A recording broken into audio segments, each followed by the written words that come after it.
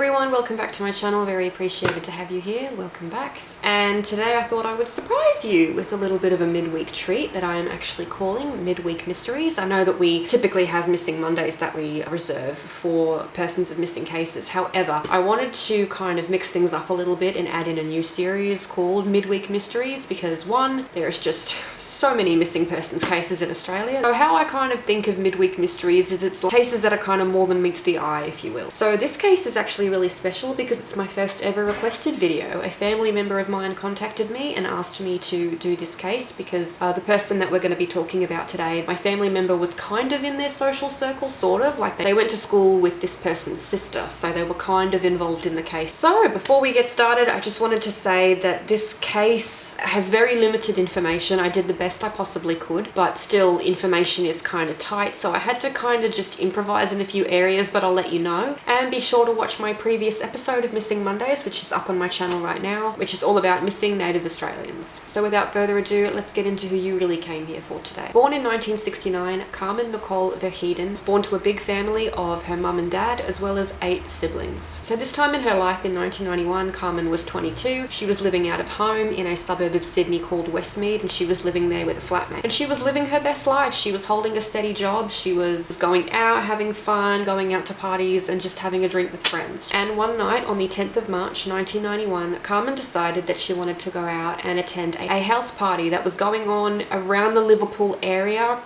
Though I kind of can't be confirmed. One source said Minto, another source said Eagle Rock, but I'm pretty sure it was around the Liverpool area. And additionally to this, I'm pretty sure her housemate went with her or was there with her on the night. At this party that Carmen was attending, her housemate reported later that she witnessed Carmen, as well as a few other people, I believe, being injected with heroin by a well-known drug dealer of the area. Shortly thereafter, when the housemate witnessed this happening, it was reported that Carmen actually collapsed. But eventually she did recover, and I imagine that she would have gotten up and reassured everybody that she was okay, and assumably she would have continued on having a fun time at the party and socializing with friends. It was unknown if Carmen had ever done heroin before, or this could have even been her first time, I'm not sure. So after some time at the party, she decided she was done and she decided to leave, so she left the residence that the party was being held at by herself. So she headed to the highway and hoped to catch a ride. When she got to the highway, she decided to walk up to the nearby hotel, which is called the Crossroads Hotel in Casula. Assumably this was sometime in the early hours of the morning. So the Crossroads Hotel, where Carmen went to hitchhike that night, has a very interesting backstory and past. This was one of the things that actually caught me by surprise when I was researching this case, was the history of this particular pub/hotel. So the Crossroads Hotel was actually built in the 1830s and is one of the oldest establishments in the Liverpool area. Located in Casula in Sydney's southwest side, its past is absolutely decorated with all sorts of interesting underground activity like bikie gangs, as well as being a very well-known truckie stop and even having a reported case of.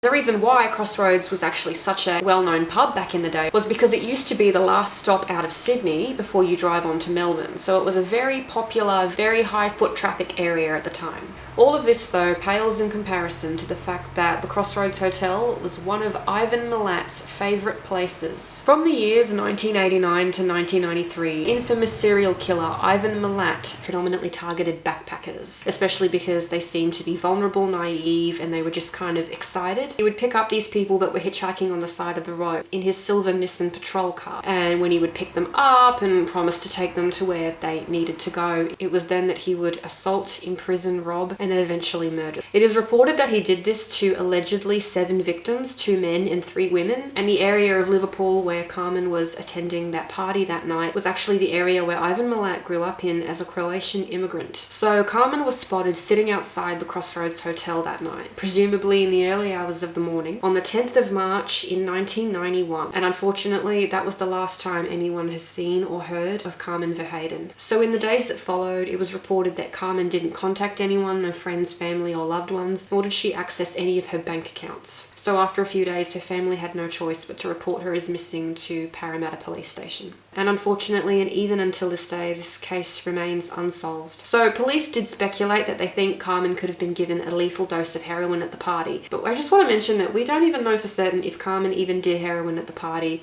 Who knows? We just can't prove anything at the moment. And the other theory that was speculated was that Carmen was an undiscovered victim of Ivan Millat, unfortunately. There's absolutely no evidence to suggest that this is even probable. Yes, she was hitchhiking on the same road that he frequented when it came to looking for his potential victims, and it was within the same time frame too, but there's just no evidence, like I said before, to conclusively link these two people together. I think the fact of the matter is that we have no body. So if she did have a fatal overdose of heroin, who hit her and why? It's just really sad that, you know, somebody out there obviously knows something, but they've refused to come forward. And it's now been over 20 years since Carmen went missing. It's just really sad. So at the time of her disappearance, Carmen was 157 centimeters tall. She had pale skin, long black hair, blue eyes, and a medium build. I really hope to God that Carmen was not a victim of Millat, simply because how could we prove that now? Ivan Millat died rotting away in prison a few years ago at the age of 74 in 2019, I believe. And he never confessed if he murdered other people or not. It is speculated that he did, but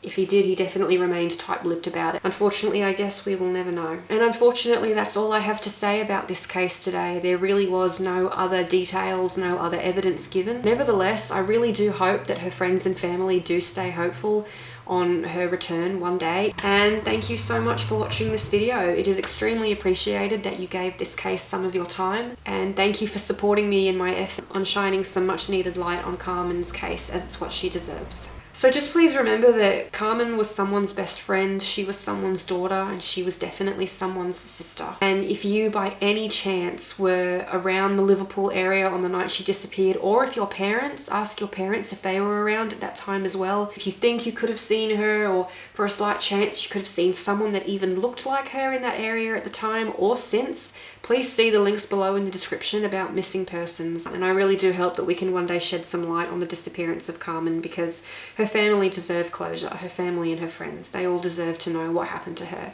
So thank you very much for watching this video. It is very highly appreciated, and I will see you again in my next one. Thank you, and stay safe out there.